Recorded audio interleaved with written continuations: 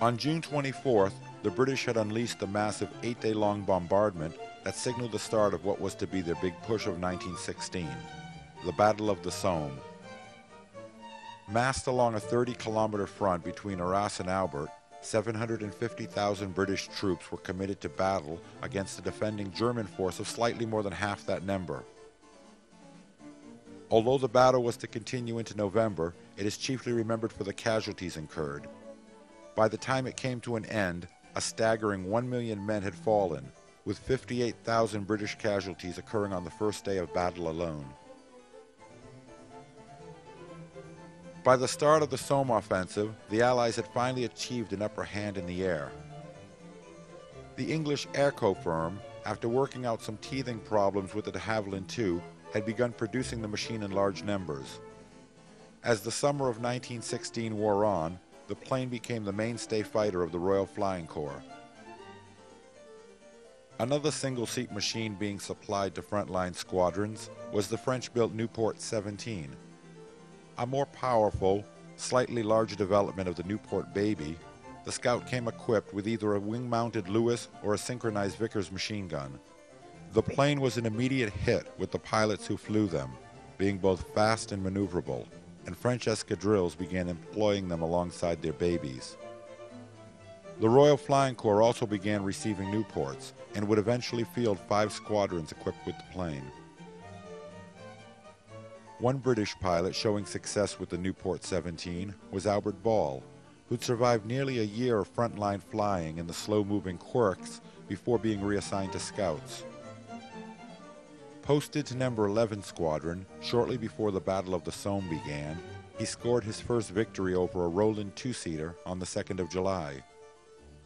From here, his score began to mount steadily. Ball's style of attack has often been compared to that of the great French ace Georges Guynemer.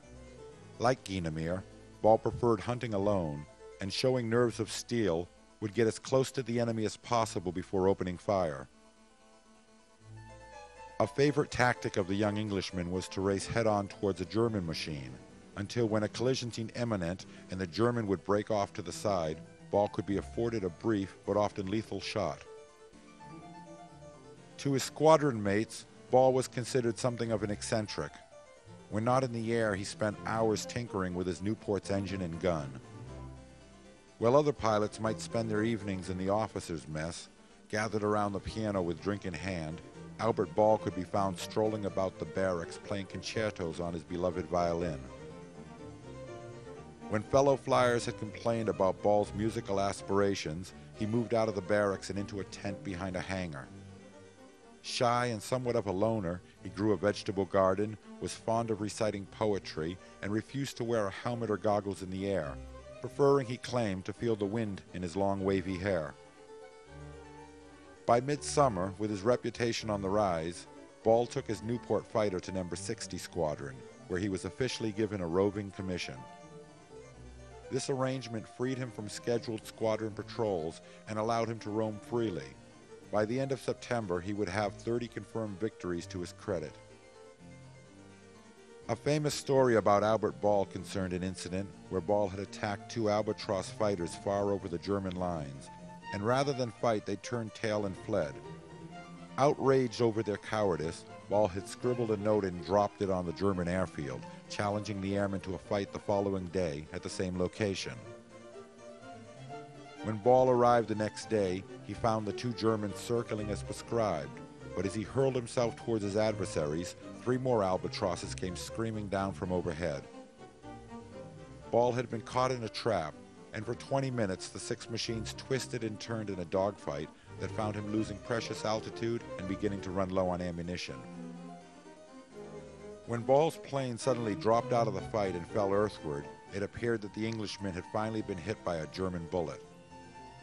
As the ground raced up to meet him, Ball cut the throttle and brought his machine down in a large field where it rolled to a stop. The flyer slumped over in the cockpit, wounded or possibly even dead. The Germans were elated. Here was the great Albert Ball, brought down with his plane intact. As 2 of the German victors prepared to land and take the British ace prisoner, the other 3 raced home to their squadron to spread the news. Ball's would-be captors landed alongside the plane and began walking towards the British pilot, at which point Ball sat up and waved at the astonished German airman before opening his throttle and flying off towards the British lines.